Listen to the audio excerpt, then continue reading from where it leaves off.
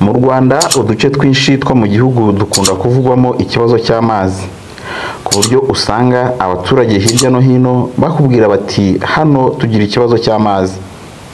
Uyu munsi twatembereye ahantu hamwe mu gace kamwe mu murenge wa Rwimbogo mu karere ka Gatsibo, aho kubona amazi bitoroshye rwose pe.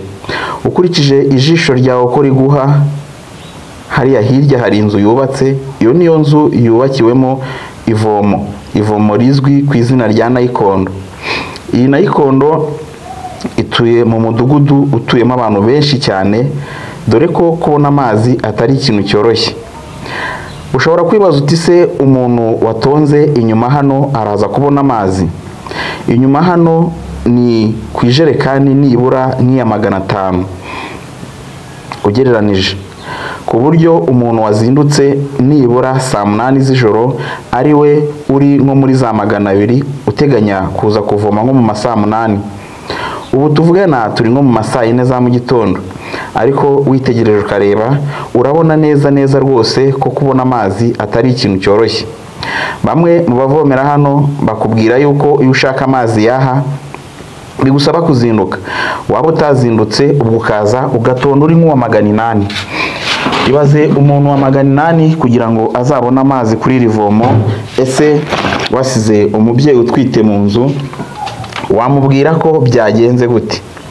Amazi yo muri aka gace bakubwira rwose ko bitoroshye kuyabona, dore ko n'ay'idamu bajya bakoresha usanga nayo muri iki gihe cy'impeshyi idamu yarakamye.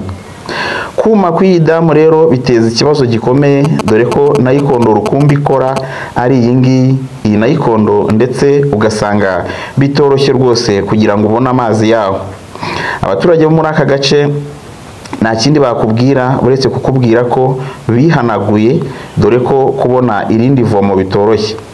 Bati twebwe amazi barayatuzaniye, ariko duheruka bataba impombo barazitabye, turategereza ngo bazatuzanira amavomo turaheba.